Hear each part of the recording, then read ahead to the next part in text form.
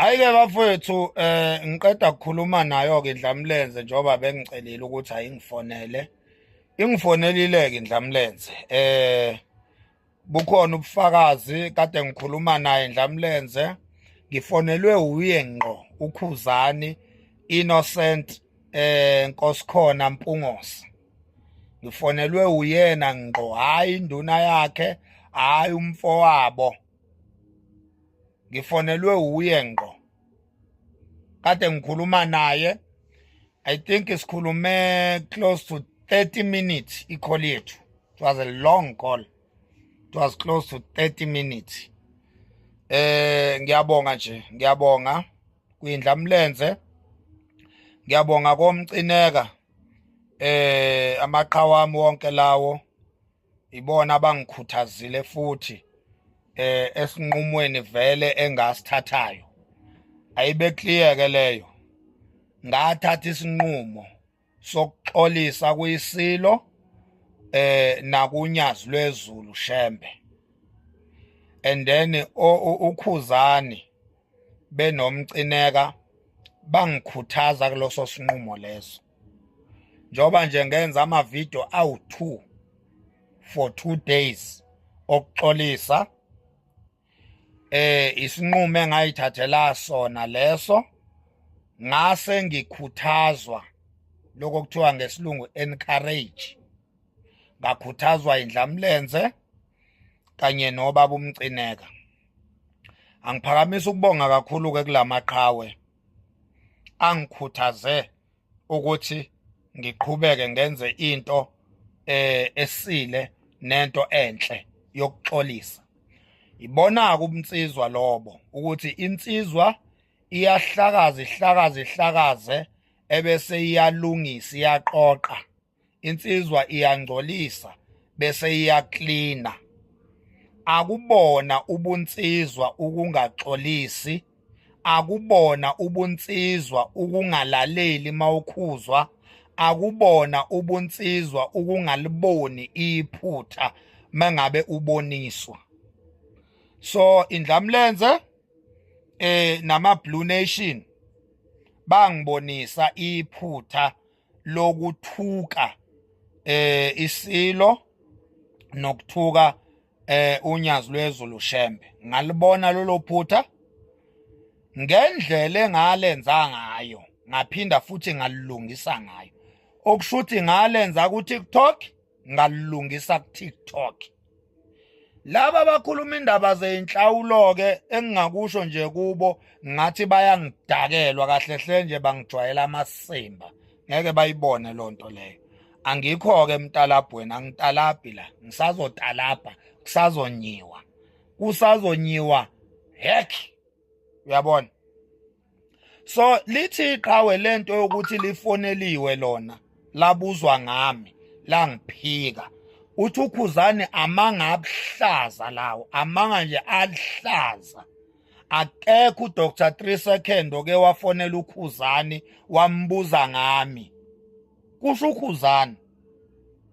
Akekho uDr 3 Second oke wafonela iNdlamlenze wayibuza ukuthi yamazi uMax Makhanya kubalandeli bayo.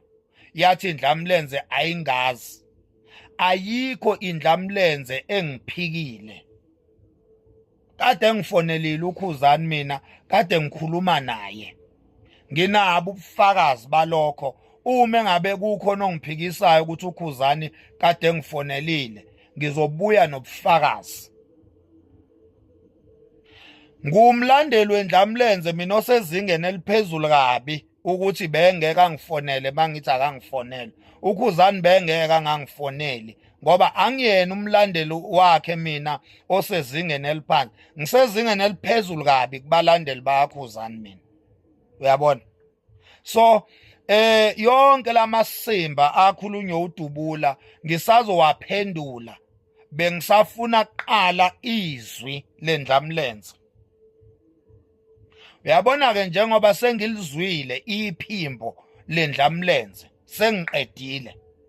Wena dubula sengizokuthatha step by step kanye nalabo abakusupportayo imsunyonina le ekulandelayo ihobho lezi amadoda akho lawa akulandelayo ngisazoniphendula nonke kusazonyiwa kusazokakwa wena Dubula ngizokutalapha mfana bese uyayibulala wena ngeke ubulawe umuntu you will commit a suicide wena Dubula ngifuna ukukunyisa yeah uqambela uKhuzani amanga uqambela uDr 3 second amanga uqambela inkosi yakithi kwaMakhanya amanga waqambela umawami osewashona washona ngina 2 years wamqambela amanga waphinda waqambela mina amanga wena Dubula ngithi ngizokutalabha ngisazokuthuka uyihudele after that uyibulale and mawusuyibulalile ngifisa ukuya emngcwabeni wakho ngifike ngiliqhamele ithuna lakho ngilikhwife ngamathe ngoba umthakathi wena waqale wathakatha abalandeli ngiyapha emntalabhweni hey le video akuyona yomntalabho le hey ngiyabuya Dubula ngiyabuya hey ngiyabuya wena wena uthintela ngingamelanga uthinte khona wena Dubula uthinte endaweni wrong mfana wami ngiyabuya hey ngiyabuya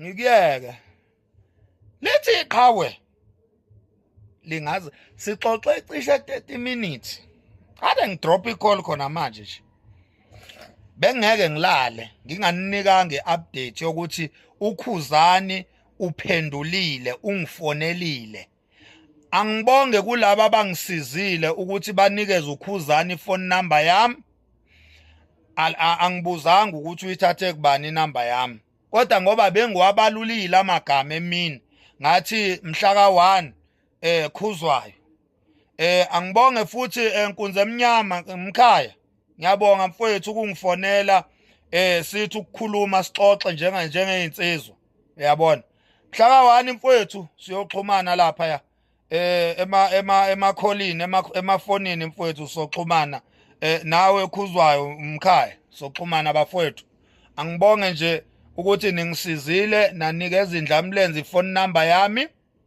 yangifonela kungani ngimemeze ku TikTok ngathi nikezani indlamlenze inamba yami nasi izathu bengicacisa lento yokuthi yonke imtalabho esengake ngayenza so far bengingathunywanga uKhuzani bengingakhokhelwe ukuthi ngitalaphe izitha ekaKhuzani bengifuna kuveleleyo ngijabulile ke mangibuka ama comment ethi hawu kanti uKhuzani akanayo ngisho inamba yakho ngajabula ngathi yes yakonfirmeka lento ebengifuna ifike ebantwini uKhuzani ubengenayo inamba yami besingaxhumani noKhuzani bengiqala ngqa manje njoba kade ngifonelile bengiqala ngqa ukufonela uKhuzani mina njengoMax Makhanya akazange ngiphe ngisho isenti lokuthi ngitala izitha zakhe bengizitalabha out of love ngithanda umsebenzi kanye neqhawe lami so ngiyalivikela ngoba ngiyalithanda iqhawe lami ngiyalikhuthaza ukuthi alisebenze kakhulu iqhawe lami ngilikhuthaza ngokuthi ngilwele lingangifonelanga lingangicelanga futhi ngisazoqhubeka ke ngikwenze lokho izitha zendlamlenze izitha ekaMax Makhanya izitha ekaKhuzani izitha zami abayobulala uKhuzani bangangishiyi mina ngiyofa la kufa khona indlamlenze